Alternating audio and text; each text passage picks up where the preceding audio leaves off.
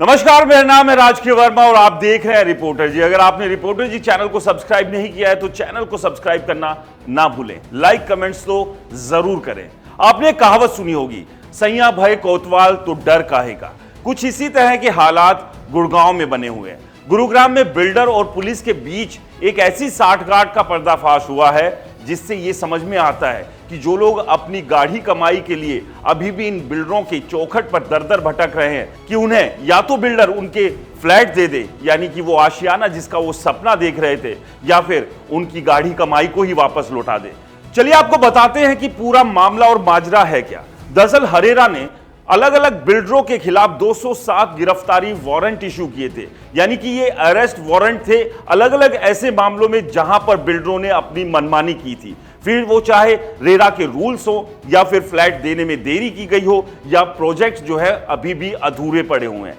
लेकिन सबसे बड़ी बात यह रही कि जो ये गिरफ्तारी वारंट जारी किए गए हरेरा की तरफ से, इन पर पुलिस ने कोई कार्रवाई नहीं की। यानी कि एक के बाद एक हरेरा इनके ऊपर कार्रवाई तो कर रहा था, लेकिन उस कार्रवाई का इंप्लीमेंटेशन जहां से होना चाहिए था, वो डिपार्टमेंट एकदम सुस्त बैठा हुआ था।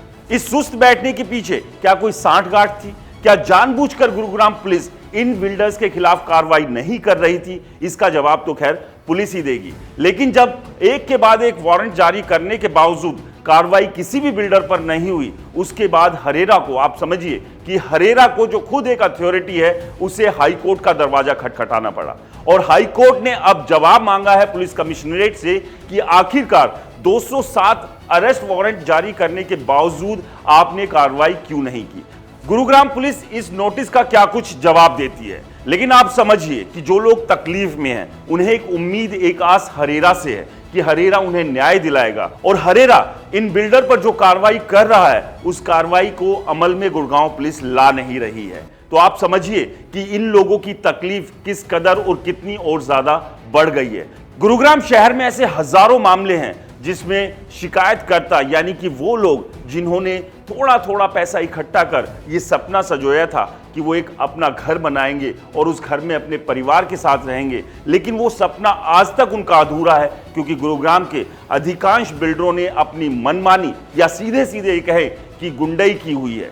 और ना ही तो उन्हें उनका घर दे रहे हैं और ना ही उनको पैसा वापस लौटा रहे हैं। और इस सब के बीच अगर हरेरा कोई कार्रवाई कर रहा है तो उस कार्रवाई पर कुछ हो नहीं रहा है। तो चलिए आपको बताते हैं ये वो कौन कौन से बिल्डर हैं जिनके खिलाफ हरेरा ने ये सख्त कार्रवाई करते हुए अरेस्ट वारंट जारी किए थे और अभी तक गुड़गांव पुलिस ने उन पर कुछ नहीं किया। तो एक एक कर आपको समझाते हैं कि वो कौन कौन से बिल्डर हैं और आपको भी इन बिल्डर से सचेत रहने की क्यों जरूरत है। तो सबसे पहला नाम आता है रहेजा डेवलपर्स का। आप समझिए कि रहेजा डेवलपर्स के ही खिलाफ अकेले 48 वारंट जारी किए गए हैं। 1 2 3 4 5 6 10 11 12 13 नहीं, पूरे 48 वारंट। और अगर थोड़ा सा इंतजार कर लिया जाता तो यहां पर हाफ सेंचुरी लग जाती, यानी कि और 2 वारंट और जारी हो जाते तो पूरे 50 यहां पर हो जाते। आप समझिए कि एक बिल्डर के खिलाफ लगातार हरेरा वारंट जारी कर रहा है, ना तो पुलिस कुछ कर रही है, और सबसे बड़ी बात यह कि अपने आप को शहर का सबसे जिम्मेदार बिल्डर बताने वाला रहेजा वो भी टस से मस नहीं हो रहा। और ऐसा नहीं है कि सब ये 48 अरेस्ट वारंट ही जारी हो रहे हैं, इसके अलावा भी कई अलग अलग कार्रवाइयां होती रही है रहेजा बिल्डर के खिलाफ। लेकिन इस सब के बावजूद भी अपनी मनमानी से ये बिल्डर बाज नहीं आ रहे हैं। इसके बाद अगला जो नाम आता है वो नाम है अंसल हाउसिंग का। अंसल हाउसिंग के खिलाफ भी कोई 10-12 नहीं, पूरे 40 अरेस्ट वारंट जो है वो हरेरा के द्वारा जारी किए गए थे अलग अलग मामलों में जो इन्होंने गड़बड़ी, धांधली या डिले किया है प्रोजेक्ट। लेकिन अंसल हाउसिंग के खिलाफ भी गुरुग्राम पुलिस ने कुछ भी नहीं किया। आप समझिए अब अगर अरेस्ट वारंट ही जारी करते ही आप किसी के खिलाफ रहेंगे, उस पर कार्रवाई नहीं होगी, तो फिर कोई क्यों टस से मस होगा, क्यों वो कुछ करने की कोशिश करेगा, क्यों अपनी गलती को वो सुधारेगा।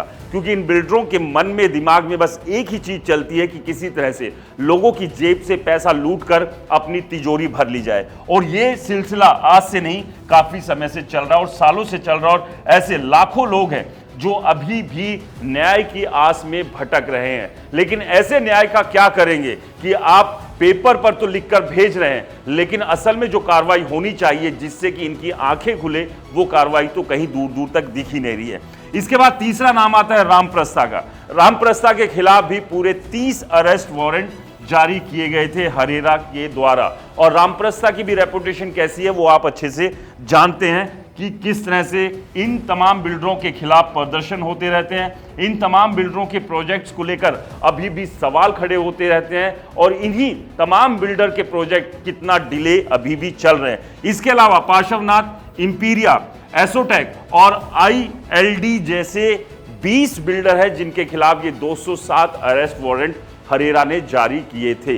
लेकिन ऐसे अरेस्ट वारंट जारी करने का फायदा ही क्या? यानी कि हरेरा को पावर तो दी गई कि इन बिल्डर के खिलाफ वो कार्रवाई करे, लेकिन हरेरा इनको जेल में नहीं भेज सकता है।